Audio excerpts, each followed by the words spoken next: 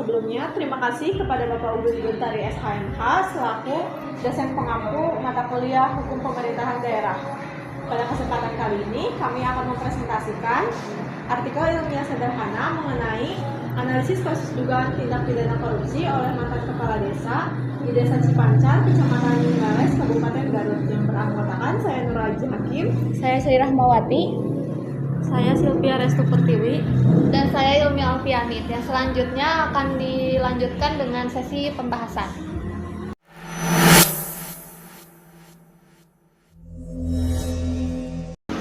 Dana desa merupakan salah satu program pemerintah yang bertujuan untuk meningkatkan kesejahteraan masyarakat melalui pembangunan desa, pemberdayaan masyarakat, serta peningkatan kualitas pelayanan publik.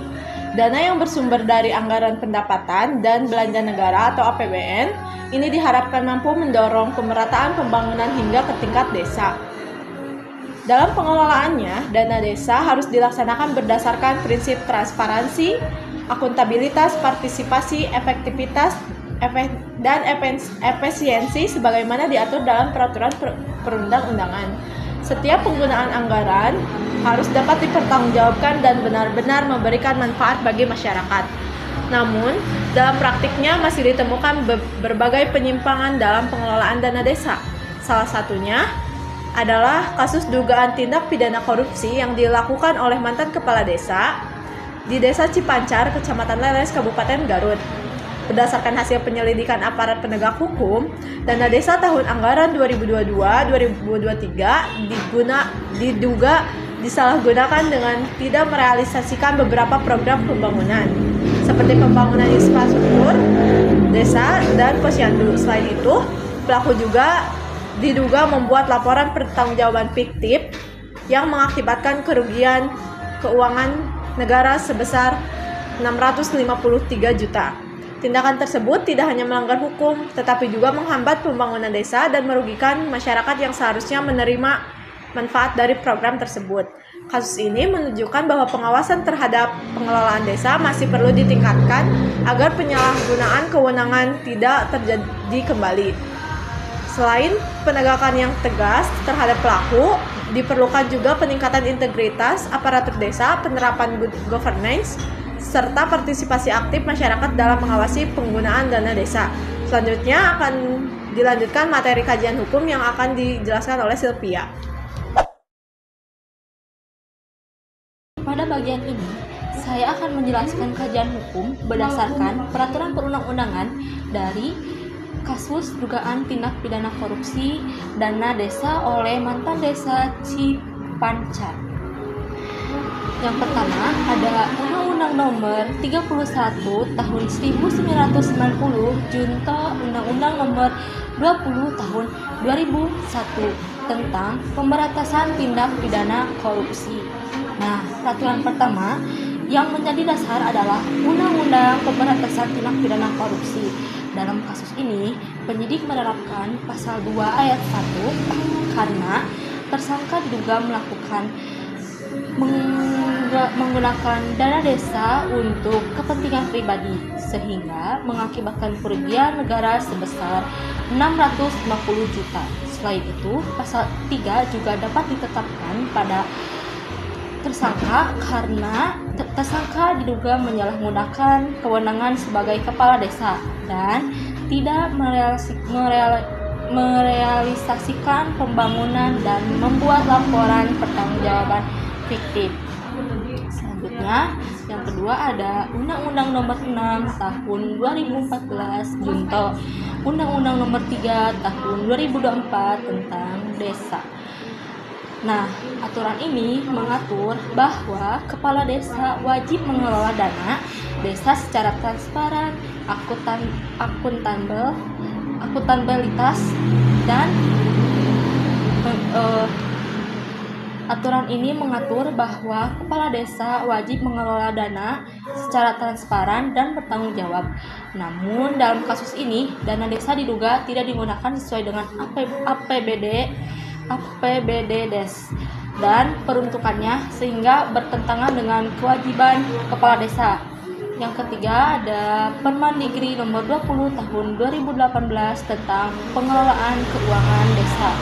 Peraturan ini menjelaskan tata cara pengelolaan keuangan desa melalui dari perencanaan, pelaksanaan, hingga pelaporan. Dalam kasus ini, adanya pembangunan yang tidak direalisasikan, laporan fiktif, dan penggunaan dana untuk kepentingan pribadi menunjukkan bahwa pengelolaan keuangan desa tidak sesuai dengan prinsip transparansi dan akuntabilitas. Yang keempat ada Kitab Undang-Undang Hukum Pidana, mengatur proses penegakan hukum terhadap tindak pidana korupsi. Dalam perkara ini, penyidik telah melakukan penyelidikan, pemeriksaan terhadap 54 saksi, penyitaan barang bukti, hingga penetapan tersangka. Semua proses tersebut dilakukan sesuai dengan ketentuan hukum acara pidana. Dan yang terakhir ada penerapan asas good governance. Terakhir, kasus ini juga bertentangan dengan prinsip good governance, yaitu transparansi, akuntabilitas, efektivitas, dan efisiensi, karena dana desa diduga disalahgunakan dan pembangunan tidak terlaksana. Negara mengalami kerugian sebesar 653 juta dan masyarakat kehilangan manfaat dari pembangunan yang seharusnya mereka terima. Dari kajian hukum tersebut dapat disimpulkan bahwa tindakan mantan kepala desa Cipancar diduga melanggar berbagai ketentuan peraturan perundang-undangan, baik yang mengatur pemberantasan korupsi, pemerintahan desa, pengelolaan keuangan desa, maupun prinsip tata kelola pemerintahan yang baik. Selanjutnya akan masuk materi tentang kronologi kasus yang akan dijelaskan oleh Sri Rahmawati. Kasus ini terjadi di Desa Cipancar, Kecamatan Leles, Kabupaten Garut. Awalnya ada laporan dari masyarakat karena diduga adanya penyalahgunaan dana desa pada tahun anggaran 2022 dan 2023. Setelah laporan itu diterima, Polres Garut melakukan penyelidikan untuk mencari tahu apakah benar ada penyimpangan dalam pengelolaan dana desa tersebut. Nah, dalam proses penyelidikan, polisi melakukan pemeriksaan secara menyeluruh. Ada sekitar 54 orang saksi yang dimintai keterangan.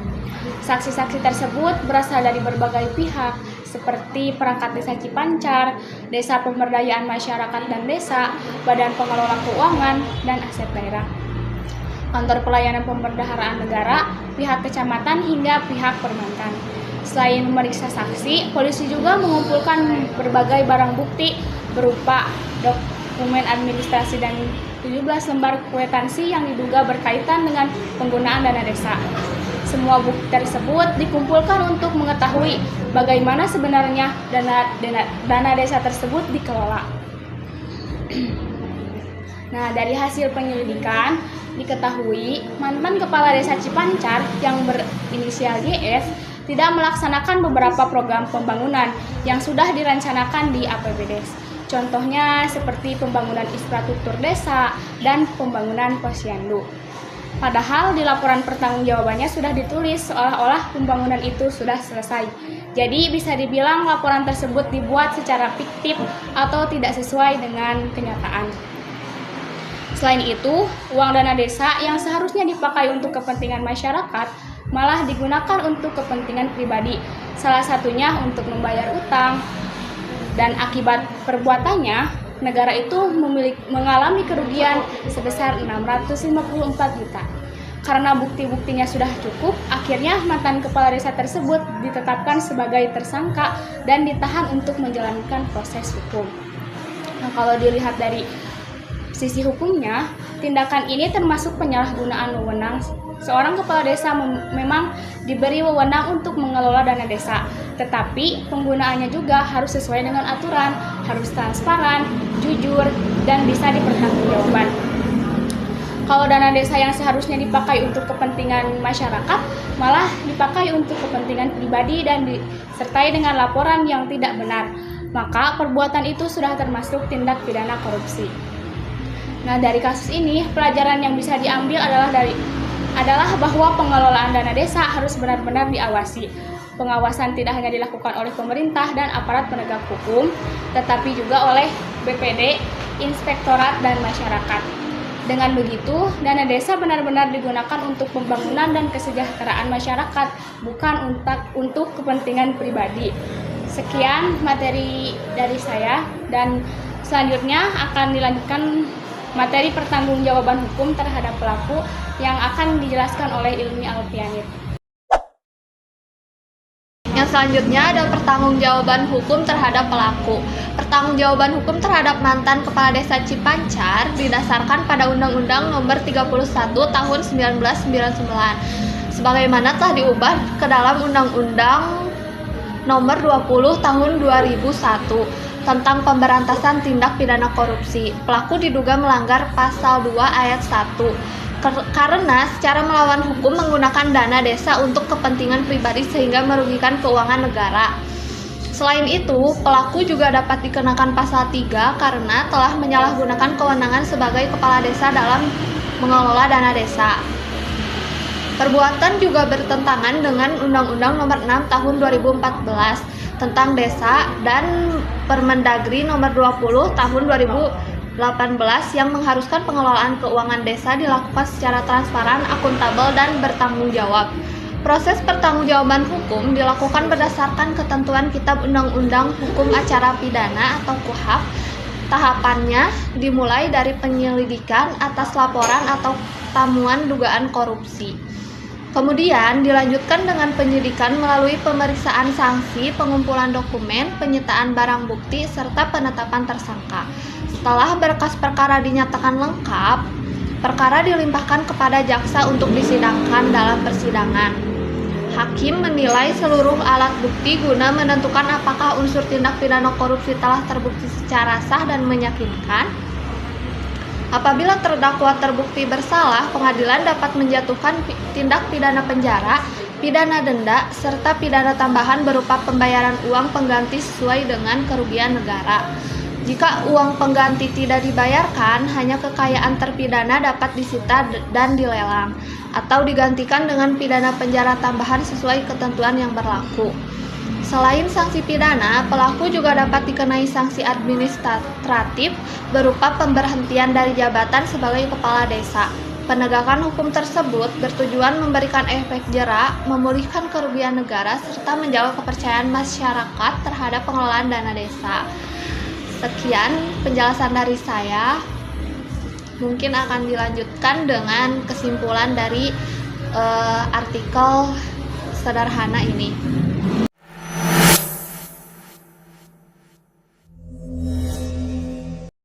Berdasarkan pembahasan yang telah kami lakukan, dapat disimpulkan bahwa kasus dugaan korupsi dana desa yang dilakukan oleh mantan Kepala Desa Cipancar menunjukkan adanya penyalahgunaan wewenang dalam pengelolaan desa Cipancar tahun anggaran 2022-2023. Dana desa yang seharusnya digunakan untuk kepentingan masyarakat diduga terpakai untuk kepentingan pribadi dan disertai dengan laporan pertanggungjawaban yang palsu tidak sesuai dengan kondisi sebenarnya. Akibatnya, negara mengalami kerugian sekitar 653 juta rupiah.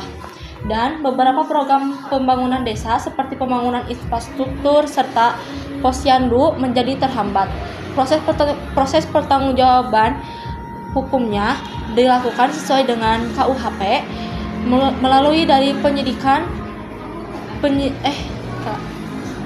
proses pertanggungjawaban hukumnya dilakukan sesuai dengan ketentuan KUHP mulai dari penyelidikan, penyidikan, penuntutan hingga persidangan.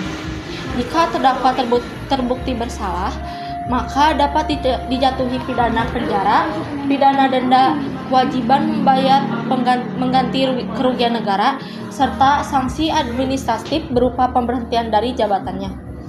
Melalui kasus ini, kita dapat memahami bahwa pengelolaan dana desa harus dilakukan secara jujur, transparan, dan bertanggung jawab.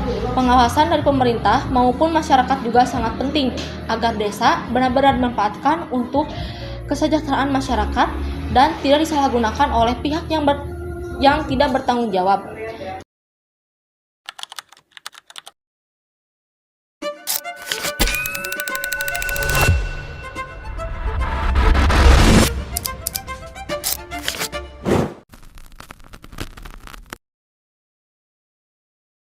Sekian pemaparan materi dari kami. Mohon maaf apabila ada kesalahan dalam penyampaian materi yang kami sampaikan, karena kami di sini masih belajar.